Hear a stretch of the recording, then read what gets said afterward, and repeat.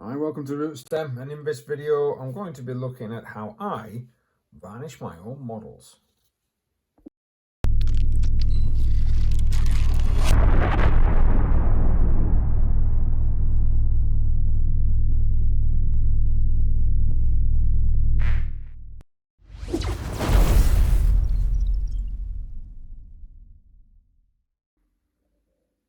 Hi, thank you very much for joining us. Please like, share, subscribe, hit that notification button if you do want to see more. In today's video, I'm just going to quickly go on about how I actually varnish my models, because it is something I do get asked. I do get asked about what type of varnish do you use. I also get asked about how I actually varnish the figures. So a lot of people nowadays would actually argue that there is not much call for model varnish. I've actually seen people that work for Games Workshop say that because of course models are plastic now, there's not much in the way of chipping, models don't get knocked against each other. Unfortunately, I do disagree with a lot of what we're saying here. I do think that each model needs to be varnished because of course there is certain models that might be a bit more soft. Fine cast, for example, can be a little soft, so chipping can occur quite easily because of course if you knock it quite hard, it can get pushed in. And what chipping can, and then of course you've still got the metal models, but there's also, which is one of the reasons why I wear a lot of gloves, is when you're handling models. So if I've got this little guy and you're touching, sometimes the oils in your hand can have a tendency to rub the paint off, even when it's dry. This can all depend on the paint that you're actually using, but a lot of water-based acrylics, yes, that word, can come off with some excessive rubbing of the actual foam, because of course the oil's in your hand. Your hands are not completely clean. You've always got some form of oil on your skin or grease on your skin, which can make the paint rub off. So much more when you are using these things, airbrushes. So when you're actually using an airbrush on a model, doesn't matter what type. I mean, I've got, a Badger Renegade there. It doesn't matter what type of airbrush you actually are using. It doesn't really matter what type of paint I find that you are using. Because airbrushes put layers of paint on incredibly thin, they can rub off, especially on edges, a lot easier. Now, of course, as all people have handles to be able to hold the models. I tend to just use them. I'm quite cheap. I just use a bit of cork and glue tack. But touching a model will, eventually causes some of the paint to actually rub off. And it even does so when you're modeling, you're handling, and you're moving your models from your case, outside of your case. I've seen paint rub off quite badly when you're actually taking models out of a foam case. So to show you sort of what I mean is, I've got a KR Multicast here, and this is actually a case that I use to house my Blackstone Fortress figures. Now, I've not modified a lot of the foam. I should really do so. But some of the figures can be quite tight in there. Some of the figures might not be very tight in there. But when you take the models in and out all the time, you can rub them up against this. Now, this stuff is great. It's nice, it's light, but it's also kind of coarse. And if you look at it, it is a sponge material, and it could used, effectively, it's not a very dissimilar material to like a scouring pad, not a scouring pad, but like a sponge that you sometimes use for washing up. That can make paint come off. It can make it come off very, very easily. And I have had it do that in the past. So for me, one of the best ways is, of course, old school varnish.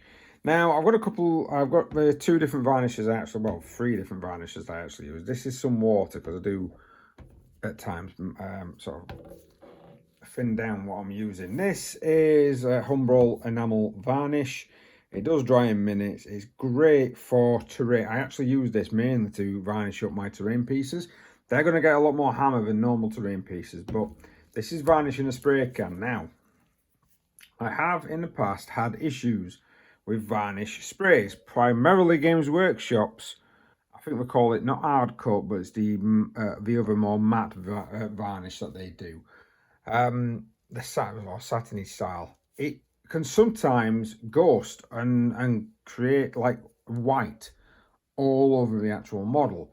So if you are going to be using spray varnish, you need to make sure that the varnish itself is up to room temperature before you're using it. Now, a good way of doing this is to fill a bowl with some hot-ish water, doesn't have to be boiling, and then of course just putting the can inside the actual hot water for about 15 minutes, making sure that the contents of the spray itself has got up to a form of room temperature. And then when you go and spray, make sure that the area that you're spraying in is at a decent climate.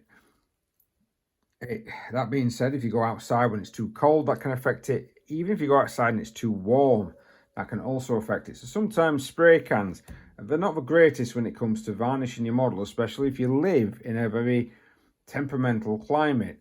I live in the UK, and it sounds daft, but we literally do get all 4 seasons.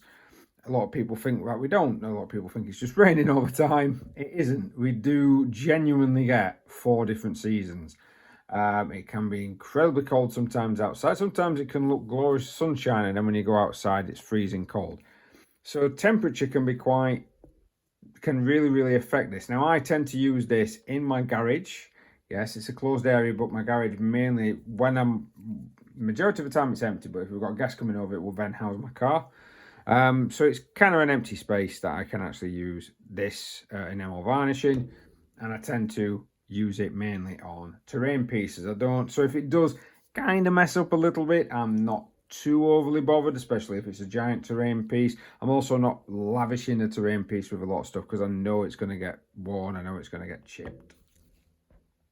So one of the main varnishes that I use on pretty much 99% of my models is this water-based acrylic airbrush varnish. It's Mecha Varnish by Vallejo. And the reason I quite like this is because, yes, it does give a slight shine to some of the models, but it's not overly glossy. I actually discovered it when I was watching some videos for painting up some Gundam figures. Apparently this is one of the ones that they use a lot on those, possibly why, Vallejo's kind of made it for Mecha Varnish. And it's an airbrush varnish, which means that you can literally do it indoors if you've got proper ventilation. I sometimes don't, but make sure you wear a mask. Again, I sometimes don't. And then use your hands. And what I tend to do is to water this down, because you can put it on neat. If you put it on neat, you will get sometimes you can get quite a big shine. So what I do is, I've got an old bottle here, but I've actually got some, I boil water in a kettle. You can boil it on the pan if you don't have a kettle, because apparently a lot of Americans, which I found very strange, don't have kettles. So you can boil your water, possibly using whatever device you need, let it cool, and then I put it into here, and it's kind of nicely, it's got a nice water with not a lot of impurities in there. It's boiled water, it's gone all nice. I then actually use a mix of 50-50 of the water and the varnish. I'm still getting the protection of the varnish, but it knocks down a little bit of the old gloss. Don't get me wrong, you can use the old school hairspray technique, but that tends to come out quite shiny. And the reason I've got, this is actually Games Workshop's Hardcoat, which I think is in the worst bottle design, because why would you have a white label for a white liquid? I'm not sure. But this is Games Workshop's Hardcoat. And what I use this for is, once I've actually painted the miniatures with this, if I've got anything that is intentionally shiny, and sometimes I mix it in with blood, is intentionally shiny, such as like the insides of a mouth, the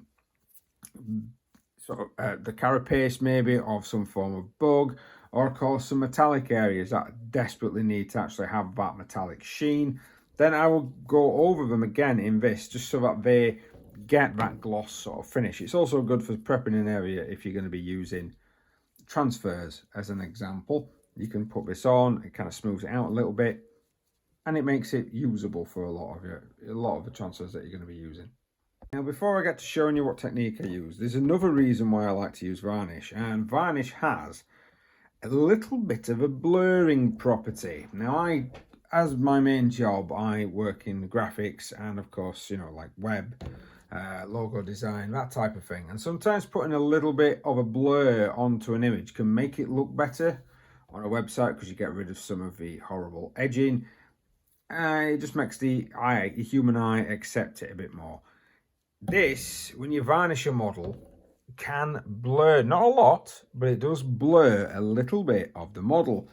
And of course, it can make your blends look nicer. So if you are rushing figures, if you're not actually spending a lot of time, you're not entering Golden Demon, you're just trying to get your figures on the tabletop, but you think to yourself, that transition looks, I can see it.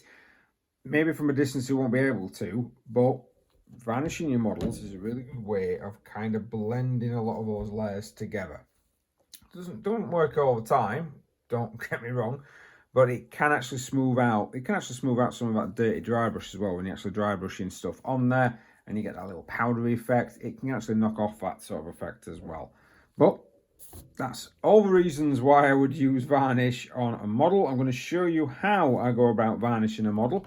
I'm going to be using the Mecha varnish, so this is going to be an airbrush tutorial, and let's get cracking. So this is using the varnish. As you can see, it's giving it a little tiny shine, but not loads, and I wanted to touch it with my real hands. I am not afraid to do so. Now, I did put a little, let's grab this noble. You can see there, oh, I might need to go back a little bit for the light. Now, you can see on that little bit there, that is actually the hard coat, and that is the standard Mecha varnish that has been thinned down with the water put through the airbrush. Can you see how that's got a bit of more of a glossy, shiny finish? And I've done that because they were both red, kind of very similar red, to be honest with each other. And me knocking the camera, me doing that has made sure that it's got it's a much more vibrant and gloss or glass type finish than what's actually on the normal leg. So varnishing your models is not difficult. It's not difficult. It's quite easy. With Mecha varnish, this took roughly about 10 minutes, 10-20 minutes to set up, prep and do, and then it did take probably about 20-30 minutes for it to dry fully before you actually touch them or do anything else. I just tend to put them on a cardboard box while that's happening. Don't get me wrong, use an older airbrush, and make sure that when you do use the older airbrush, you clean it thoroughly. Yeah. Make sure you clean it really, really good. Simply because if you don't clean it, it will blog up. You will have problems. You will mess up your airbrush if you're not really, really careful. But standard airbrush cleaner, standard airbrush cleaner from Vallejo will go straight through. Just use it pure. Sometimes I mix it in with a little bit of thinner, and I'll just blast that through my airbrush and it'll just get rid of it all. Well, thank you very much for watching, guys. Please like, share, subscribe, hit that notification button if you do want to see more. And we'll see you next time.